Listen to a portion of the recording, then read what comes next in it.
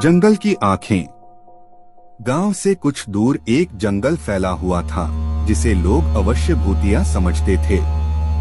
जंगल में एक पुराना मकान था जिसे किसी ने लंबे समय तक देखा नहीं था।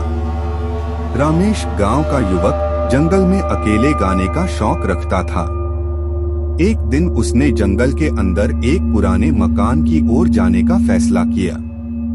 जब वह मकान पहुंचा तो उसने देखा कि वह पुराना हवेली बिल्कुल टूटा फूटा था।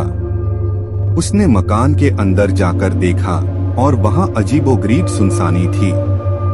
रमेश ने अपनी ताकत का दिखावा करते हुए मकान में एक अद्भुत सोने की पिंजरा देखा। पिंजरा के अंदर एक चिड़िया फंसी हुई थी। वह चिड़िया अजीब थी क्योंकि उसकी आंखें अलग अलग थीं। एक आंख सीधी और दूसरी उल्टी थी। रमेश ने चिड़िया को छुड़ाया और पिंजरे को खोल दिया। चिड़िया बेतहाशा उड़ गई और मकान के अंदर एक छोटी सी बातचीत सुनाई दी। कौन है? एक आवाज आई। रमेश ने चुपचाप खड़ा होकर सुनना शुरू किया। उसकी हालत बिगड़ गई जब वह समझा कि वह एक अद्भुत चीज का सामना कर रहा है। एक पुरानी और डरावनी आवाज आई, तुमने मेरी चिड़िया को छुड़ाया है, अब तुम्हारी चोटी कटेगी। रमेश ने चिड़िया को छुड़ाने की कोशिश की, लेकिन वह अब मकान से बाहर नहीं निकल पा रहा था। उसे लग रहा था कि कोई अद्भुत शक्ति उसे पकड़कर खड़ा कर रही है। मकान की एक अद्भुत सजावट उसके आंखों के सामने हो रही थी।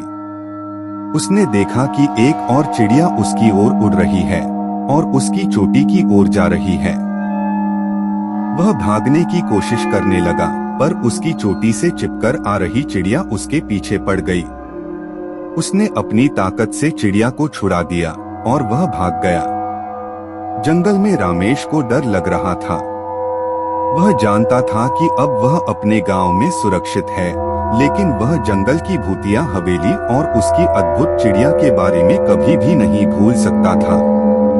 गांव वाले रमेश की कहानी सुनकर हैरान और डर गए। उन्होंने कहा कि जंगल के आंखें और वह भूतिया हवेली जिन्हें देखने की बात सुनने के बाद वहां कभी जाने का मन नहीं करेगा।